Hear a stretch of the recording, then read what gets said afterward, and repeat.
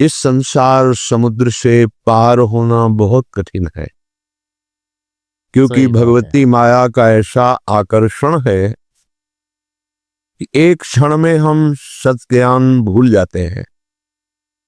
असत अज्ञान का ऐसा साम्राज्य सा छाया हुआ है, सत संकल्प करते हैं कि आज के बाद हम ऐसा नहीं करेंगे, पर विवश होकर के फिर माया हमसे वैसा ही करा देती है जो नहीं करना चाहिए। सही उसके बात है। लिए हमें अध्यात्म बल की आवश्यकता है। अध्यात्म बल बड़े कृपा पात्रों के हृदय में जागृत होता है। कृपा हमारे ऊपर है, पात्र हमें बनना है। ठीक कृपा न होती तो मनुष्य देह न मिलता, साधु संग न मिलता, धाम आने को न मिलता, नाम लीला रूप प्रभु के सिद्धांत ये सुनने को न मिलता। कृपा तो है, सही बात है। अब हमें कृपा पात्र बनना है, तभी वो प्रेमामृत रस हमारे हृदय में आएगा। कृपा पात्र उपासक एकमात्र अपने आराध्य देव के चिंतन का ही महत्व रखता है। उपासक के अंदर ये प्रश्न नहीं आना चाहिए कि हमें 6 महीना 1 वर्ष हो गए नाम जप करते हुए, कोई हमें परिवर्तन तो नहीं दिखाई दे रहा। 1 महीना अगर हम नाम जप कर रहे हैं या 1 वर्ष नाम जप कर रहे हैं तो ये सत चिंतन है। सत चिंतन ठीक। कभी व्यर्थ नहीं होता। तुम्हें पता नहीं है कि तुम्हारे कितने अशुभों का नाश कर चुका है नाम, यदि वास्तविक आप जप रहे हैं। संचित कर्मों बात को पहले भस्म करता है नाम। इसीलिए नवीन उपासक को यह अनुभव नहीं होता कि नाम का फल क्या है, क्या आनंद है, क्या दुख मिटता है। इसलिए प्रार्थना है आप अपने अज्ञान के कारण कहीं नाम जपना ना छोड़ दे कि जब से नाम शुरू किया हमें कोई लाभ नहीं दिखाई दे रहा, हमें नौकरी नहीं मिल रही, हमारा काम नहीं बन रहा, हमारे दुख नहीं मिट रहे और दुख बढ़ रहे हैं। ऐसा आपको माया अनुभव कराएगी। पर आपको दृढ़ सही बात। विश्वास रखना है सदगुरुदेव के वचनों में, शास्त्र वचनों में, संत वाणी में। इसी विश्वास के सहारे हम अध्यात्म बल से युक्त हो जाते हैं। नहीं तो जब हम नाम जप करते हैं तो सबसे पहला काम नाम का होता है गोदाम में आग लगाना। जो हमारे संचित कर्मों का शुभ अशुभ गोदाम है उसको भस्म करता है। अब ये बात पता नहीं है तो वो वर्तमान में तत्काल फल देखना चाहता है कि हम नाम जप किए तो हमारी सारी कामनाओं की पूर्णता हो भी जानी चाहिए। नहीं, नाम जप का फल क्या हुआ, वो ऐसा सोचता है, पर ऐसा नहीं है। नाम जब सबसे पहले अशुभों का नाश करता है, फिर शुभ फंसाने वाले जो होते हैं वो उनका भी नाश कर देता है। इसके बाद क्रियमाण पूरा परम पवित्र करके भगवद अर्पित कराता है, प्रारब्ध भोगने की सामर्थ्य देता है। फिर आनंद का ऐसा उन्माद होता है, आनंद की ऐसी उत्तम अवस्था होती है जो वाणी से वर्णन नहीं की जा सकती। आप धैर्यवान बने, उत्साह पूर्वक नाम का जप, नाम का कीर्तन, नाम का चिंतन करें, परिणाम बहुत मंगलमय होगा। थोड़ा धीरज रखें, थोड़ा विश्वास करें। न एक एक नाम आपको उठा रहा है, अभी आपको समझ में नहीं आएगा। जब आपके पाप नष्ट हो जाएंगे, हृदय निर्मल होने लगेगा, तब आपको समझ में आएगा। मेरा मन ठीक। प्रियाजू की कृपा से इस प्रेम रस में आविष्ट हो गया है।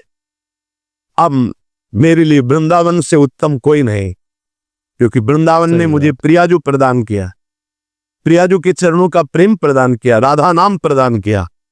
अब किसी की कोई मर्यादा नहीं। प्रेम की अपनी स्वयं की मर्यादा है कि वो किसी की मर्यादा नहीं रखता। प्रीति न काहू की कान बिचारे, ये प्रेम है। प्रीति की रीति रंगीनों ही जाने।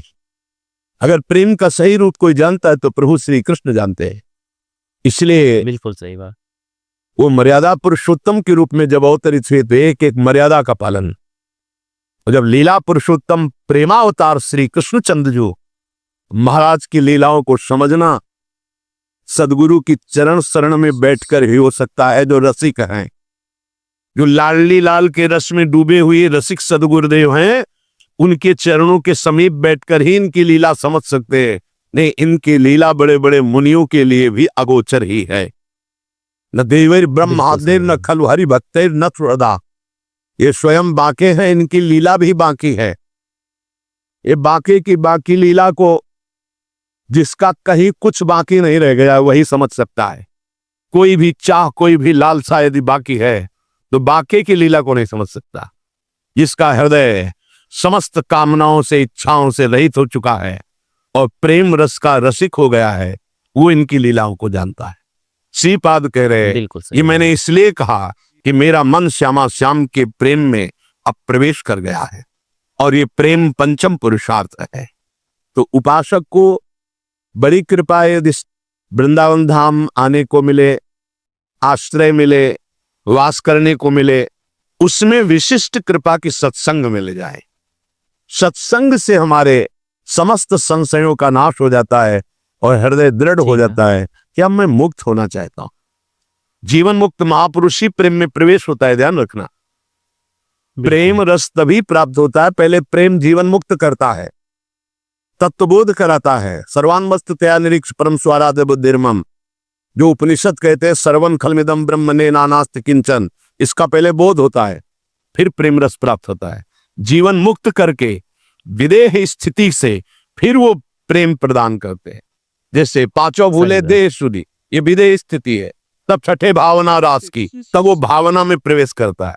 इतनी ऊंचाई हम अपने साधन बल से नहीं प्राप्त कर पाते, ये गुरु कृपा बल से। तभी कहा है, रे मन रसकन संग बिन रंच न उपजे। एक साधारण बिना साधन जानने वाले को भी प्रियाजू मिल गए।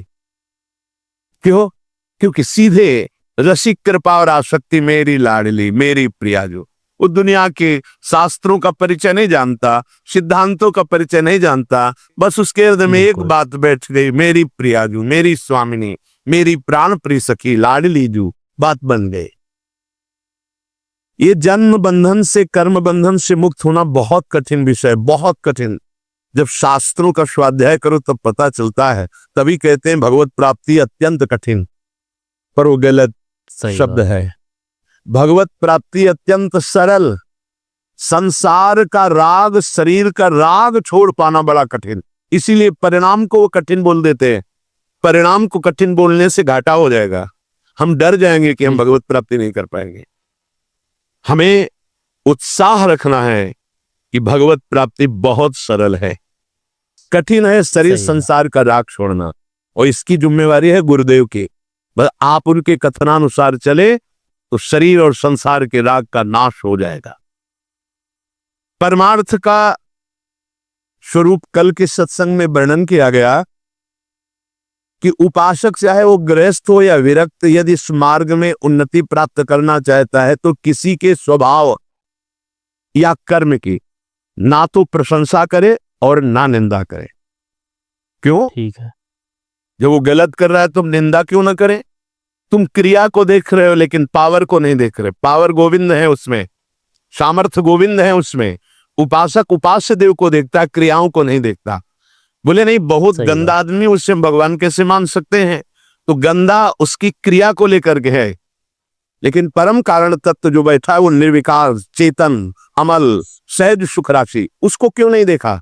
तुम क्रिया देखने वाले संसारी नहीं हो, तुम तत्व का दर्शन करने वाले भगवत भक्त हो, उपासक हो, जिज्ञासु हो। जैसे है हम छाया को देखकर, कल ध्यान कीजिए सत्संग का, छाया को देखकर भ्रम हो जाता है कोई है क्या, ठूंठ को देखकर भ्रम हो जाता है भूत है क्या, रस्सी या टायर को देखकर हमें भ्रम हो जाता है ये सर्फ है क्या, पर वहां कुछ नहीं होता। वो ठूंठ है, वो रस्सी है, वो आपकी छाया है। ठीक ऐसे ही पूरे संसार में आपके सिवा कुछ नहीं है। सच्ची माने आपको भ्रम होगा, कैसे ऐसे हो सकता है? जैसे स्वप्न में आपके मन के सिवा कुछ नहीं था, उसमें दुश्मन भी थे, मित्र भी थे, भोग भी था, ना जाने क्या क्या था, पर जब जगे तभी वो झूठा समझ में आया ना। स्वप्न में तो आपको सब सत्य लग रहा था, ऐसे ही अज्ञान से युक्त होने के कारण आपको ये नानात्व सत्य लग रहा है। स्त्री पुरुष, अच्छा बुरा, नीच उत्तम मध्यम, ये आपको लग रहा है। श्री भगवान कह रहे हैं, बहुत गूढ़ प्रसंग है। अगर आज का प्रसंग समझ लेंगे तो प्रियाजू के चरणों में लिपट जाएंगे कि मेरे बस की बात नहीं। ध्यान से बिल्कुल सुनिएगा। सही बात। आत्मैव तदिदं विश्वम सृज्यते सृजति प्रभु। बहुत सुंदर विषय। भगवान ने अपने आप से अपने आप का सृजन किया है, ठीक है। दूसरा कुछ नहीं। आत्मैव तदिदं विश्वम सृज्यते सृजति प्रभु त्रायते त्राति विश्वात्मा क्रियते हरितीश्वरः। उसने अपने आप से अपने आप को बनाया। त्रायते त्राति विश्वात्मा ह्रियते हरितीश्वरः, और अपने आप से अपने आप की रक्षा की, पालन किया। और फिर बिल्कुल हृते सही। हरितीश्वरः, फिर अपने आप से अपना संहार किया। ये है सत्य विषय। उद्धव तस्मान्नहात् बनोन्यस्मा दन्यो भावो निरूपितः निरूपितेयं त्रिविधा निर्मूला भातिरात्मनि इदं गुणमयं विद्धि त्रिविधम मायया कृतम। इसलिए उद्धव तुम सच्ची बातें समझो। मैं अपने आप से अपने आप को रचा, अपने आप से अपने आप बिल्कुल का सही पालन किया, और अपने आप से अपने आप का संहार कर लूंगा। किसको दोष दर्शन दें, किसकी निंदा करें, किसकी प्रशंसा करें? कोई दूसरा हो तब सही ना। बात। आप कह रहे हाँ, जिनको ज्ञान दृष्टि नहीं प्राप्त हुई है, व्यवहार दृष्टि प्राप्त हुई है, वो ये बात ना समझकर भिन्न देखते हैं। ये अच्छा, ये बुरा, ये स्त्री, ये पुरुष, ये जड़, ये चैतन्य, आदि आदि। उद्धव, ज्ञान दृष्टि के अतिरिक्त मेरे इस रहस्य को किसी और दृष्टि से नहीं जाना जा सकता। जो कुछ भी तुम्हें दिखाई दे रहा है, प्रतीत हो रहा है, तुम्हारे चिंतन में आ रहा है, ये केवल मैं ही मैं हूं। देखो, पीछे मन को लगाने की दो युक्तियां बताई गई थी। आपका मन जहां जहां जा रहा है वहां भगवान देखने की चेष्टा करे। वो वस्तु, वो व्यक्ति, वो पदार्थ, उस श्री भगवान ही हैं। क्योंकि जब पहले सृष्टि नहीं थी तो श्री भगवान थे। भगवान ने अपने आप में सृष्टि रची तो सब कुछ भगवान है, और जब समेट लेंगे तो केवल भगवान बचेंगे। तो जहां जहां मन जाए, जिस वस्तु व्यक्ति स्थान में, उस श्री भगवान को देखे कि ये वस्तु, ये व्यक्ति, ये स्थान मेरे आराध्य देव बने के। दूसरी बात कही गई थी, बिल्कुल सही बात। जहां जहां मन जाए वहां से हटा के अपने लक्ष्य में लगाइए। बार बार मन को ऐसा करने से वो मन लक्ष्य में लग जाएगा, स्थिर हो जाएगा। अनिर्वचनीय मैं ही सब रूपों में स्वयं विराजमान हूं। इसलिए मेरी सृजन लीला देखकर, मेरी पालन स्थिति लीला देखकर और मेरी संहार लीला देखकर मेरा भक्त विचलित नहीं होता, क्योंकि मैं ही मैं स्वयं का सृजन, पालन और संहार कर रहा हूं। ये जो बिल्कुल सही तीन प्रतीतियां हो रही, सृजन, पालन, संहार, अध्यात्म, अधिदैव, अधिभूत, ये बिल्कुल निर्मूल है। जैसे माया, जैसे स्वप्न में कुछ नहीं था, वैसे ही माया के द्वारा कुछ नहीं है। न सृजन है, न पालन है, न संहार है। मान सकते हो? मलिन अंतःकरण अज्ञान की स्थिति में कैसे मान पाओगे? ना होने पर सही ये बात। प्रतीत हो रहा है। कैसे? ये तीन गुणों के प्रकाश से, सतोगुण, रजोगुण, तमोगुण के प्रभाव से तमो। दृष्टा, दर्शन, दृश्य, ये त्रिविधता पैदा हो गई। इसी त्रिविधता को मिटाने के लिए हमें मानव जन्म मिला है, साधना मिली, किसी और को पाने के लिए नहीं, अपने आप को जानने के लिए। एतत् विद्वान मदुदितम ज्ञान विज्ञान नैपुणम न निन्दन्ति न च स्तौति लोके चरति सूर्यवत्। जो मेरे इस परमार्थ सिद्धांत को जान जाता है, वो ज्ञान विज्ञान में उत्तम स्थिति को प्राप्त हुआ महात्मा, ना कभी किसी की प्रशंसा करता है, ना किसी की निंदा करता है। वो सूर्य के समान पूरे त्रिभुवन में समभाव से विचरता है। प्रत्यक्षेणानुमानेन निगमेनात्म संविदा आद्यंतवद सच ज्ञात्वा निसंगो विचरेदिह। इसलिए मेरा भक्त प्रत्यक्ष से, अनुमान से, शास्त्र से, आत्मानुभूति से, महापुरुषों से वो ये जान चुका है ये माया का त्रिविध खेल चल रहा है, सतोगुणी, रजोगुणी, तमोगुणी, पालन, सृजन, संहार। इसलिए वो सबसे असंग हो जाता है। ये स्थूल सूक्ष्म कारण तीनों लोक असंग होकर के वो अपने आप से अपने आप में तृप्त रहता है। धन्य है ऐसा महापुरुष जो अपने आप से अपने आप में तृप्त रहता है। वो असंग भाव से विचरता है।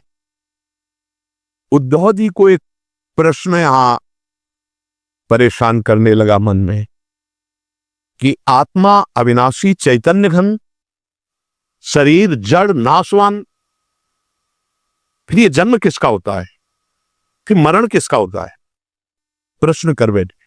बहुत सुंदर प्रश्न है और बहुत सुंदर उत्तर है। यदि आप समझ पाए तो आप प्रियाजू के चरणों में भाग पड़ेंगे, क्योंकि आपकी समझ के परे की बात है। लाडली जी मेरी तो कुछ समझ नहीं आया, बस मैं तो यही कह रहा हूं, हमारी महारानी श्री राधा रानी। इसलिए सुन, थोड़ा धूप का ताप लगे ना तो वृक्ष की छाया अच्छी लगती है। देखो, संसार से मुक्त होने के लिए ये बहुत जोर का प्रश्न है। उद्धव जी ने कहा, नैवात्मनो न देहस्य संस्थितिर्दृष्ट दृश्ययोः अनात्मस्व दृशोरीस कस्य स्युदुपलभ्यते। प्रभु, ये चर्चा आपको मिलेगी नहीं प्राय, क्योंकि कथन और श्रवण के लिए स्थान की भी जरूरत होती है। तो यह श्रीधाम वृंदावन और यहां व्यक्त अव्यक्त बड़े बड़े महापुरुष पधारे हुए हैं। तुम्हारी दृष्टि नहीं है तो तुम्हें व्यक्ति समझ में आएगा। जहां भगवत शास्त्रों का सत्संग होता है वहां सनक सनंदन सनातन सनत कुमार श्री हनुमान जी महाराज बड़े बड़े महाभागवत पधारते हैं, और उन्हीं के सानिध्य से समझ में आ सकता है। ये विशुद्ध भागवत परमार्थ मार्ग है। उद्धव जी ने पूछा कि भगवान, ये जो आत्मा है ये दृष्टा है और शरीर जो है ये दृश्य है। आत्मा स्वयं प्रकाश है और देह जड़ है। ऐसी स्थिति में जन्म मरण किसका होता है? आत्मा का जन्म मरण हो नहीं सकता, क्योंकि स्वयं प्रकाश है। और जड़ शरीर का हो नहीं सकता, क्योंकि नाशवान विकारी है, ये तो यही नष्ट हो जाता है। महाराज, बिल्कुल, ये मरता कौन है और जन्मता कौन है? ना आत्मा और न शरीर। अगर ये शरीर जन्मता मरता है तो शरीर को नष्ट करने के बाद फिर अब जन्म मरण खत्म हो जाना चाहिए, पर फिर शरीर मिलता है। आत्मा का हो नहीं सकता, क्योंकि स्वयं प्रकाश निर्विकार चैतन्य घन। तो ये होता किसको है जन्म मरण? इसका होना उपलब्ध है कि होता है जन्म मरण, तभी होता किसे है भगवान? हे जगत गुरु, आप हमारे संशय की निवृत्ति करें। आत्मा व्ययो गुणः शुद्धा स्वयं ज्योतिरनावृतः अग्निवद्दारुवच्चिद्देहा कस्य संसृति। नाथ, आपकी कृपा से इतना तो पता चला है कि आत्म तत्व अविनाशी है, प्राकृत अप्राकृत गुणों से रहित है, शुद्ध स्वयं प्रकाश है, कोई भी आवरण उसे ढक नहीं सकता। शरीर विनाशी है, साकार है, अशुद्ध है, आत्मा से प्रकाशित है और आवृत है माया के गुणों से। प्रभु, आत्मा तेज स्वरूप प्रकाशमान, शरीर काठ की तरह अचेतन, फिर ये जन्म मृत्यु संसार किसको प्राप्त होता है? कौन है जो बार बार जन्मता है मरता है? श्री भगवान उवाच यावद्देहेन्द्रिय प्राणै रात्मनः सन्निकर्षणम् संसारा फलवास्तावत् पार्थोक अविवेकिनः। भगवान श्री कृष्ण ने कहा, प्रिय उद्धव, बहुत तुमने विशुद्ध परमार्थ के स्वरूप का प्रकटन किया है। यद्यपि इस संसार का ज्ञान में कोई अस्तित्व नहीं है, अज्ञान के कारण ये भास रहा है। सही बात है। पर ध्यान देने योग्य बात, जब तक ये देह का अभिमानी है, मैं स्त्री मैं पुरुष, मैं ये देख रहा हूं, मैं खा रहा हूं, मैं बोल रहा हूं, इंद्रियों का अभिमानी है, प्राणों का अभिमानी है, तब तक आत्मस्वरूप जो निर्विकार सच्चिदानंदमय है, इस भ्रांति के कारण बार बार जन्म और मरण को प्राप्त होता रहता है। यद्यपि ना उसका कभी जन्म होता है ना मरण होता है, फिर भी भ्रांति, ये भ्रांति स्वप्न की तरह है।